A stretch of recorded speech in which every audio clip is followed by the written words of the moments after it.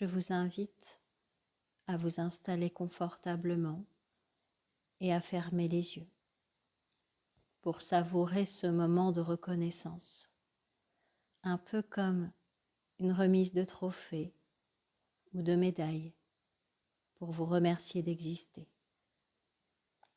Vous remercier pour toutes ces connaissances que vous transmettez, pour toutes ces réflexions que vous inspirez.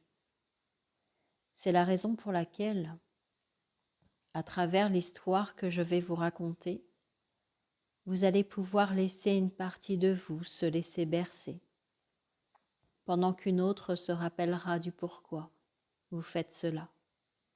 Merci pour votre contribution au monde. Quel que soit l'âge de vos élèves, vous êtes important. Et justement, dans cette histoire, il se passait quelque chose d'incroyable. Une jeune fille de 17 ans refusait d'avoir un téléphone portable. Elle n'en avait pas l'utilité et elle l'avait décidé. On aurait pu croire qu'elle allait s'isoler des autres jeunes de son âge, mais absolument pas. Elle allait sonner chez eux. Elle était même très entourée. Elle était douée pour créer et prendre soin des liens d'amitié. Je crois qu'elle avait cette capacité à voir en chacun de ses copains leurs nombreuses qualités. D'ailleurs, avec elle, personne ne se sentait exclu. Elle invitait tout le monde, quelle que soit sa popularité. Elle avait de la facilité pour l'équité. D'ailleurs, elle ne montait jamais sur ses grands chevaux. Elle était accessible pour tous. Elle faisait instantanément disparaître les podiums et les piédestaux pour que tout le monde se sente au même niveau. Pas besoin de perche pour atteindre sa hauteur. Elle avait l'humilité d'inviter l'autre à se sentir à l'aise avec elle. Bien sûr, elle n'avait pas pleinement conscience qu'elle contribuait autant à la vie heureuse de tous ces gens. La vie était pourtant tellement plus équitable grâce à elle.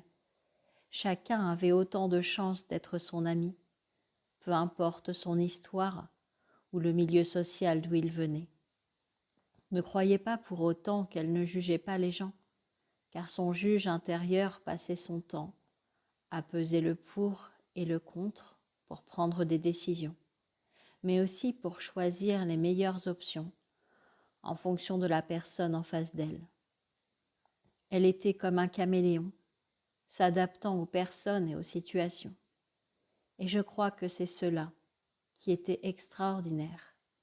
Elle faisait du présent la meilleure des options. D'ailleurs, elle était très douée pour inventer des citations. La dernière en date disait « Quand on décide de partir quelque part, on fait soi-même partie du voyage. » Et cela l'amusait d'en créer une sur mesure pour chacun, bien que parfois, la même citation pouvait interpeller plusieurs personnes différentes. On aimait sa présence, sa compagnie, car elle faisait toujours réfléchir à la vie, une vie qui pouvait s'intensifier, rien qu'en prenant conscience de la valeur qu'elle avait.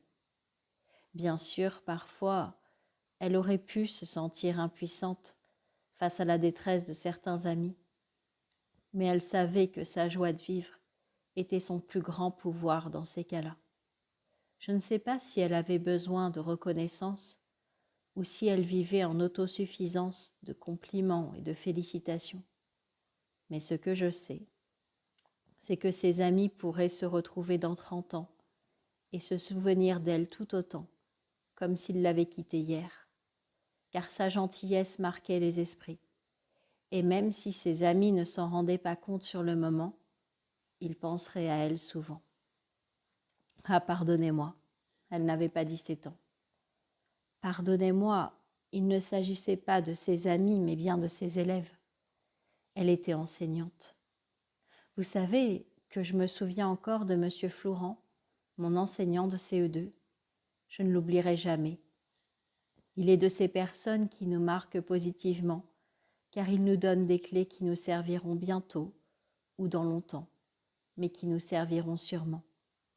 Merci d'être cette personne dont les élèves se souviendront, car vous êtes un excellent enseignant qui a fait les choses avec le cœur. C'est la raison pour laquelle je demande à votre inconscient de faire tous les réglages nécessaires à votre épanouissement en tant qu'enseignant. Quelles que soient les contraintes, vous pouvez être pleinement heureux d'exercer ce métier. Vous êtes quelqu'un qui donne sa chance le plus équitablement possible à tous ses élèves. Vous leur permettez de réaliser leurs rêves. Alors merci d'exister.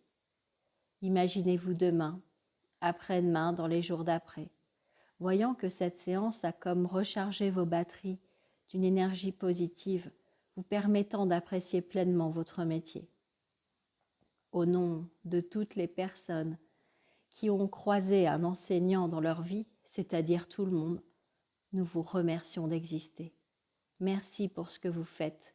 Merci pour ce que vous apportez. Merci pour ce que vous transmettez.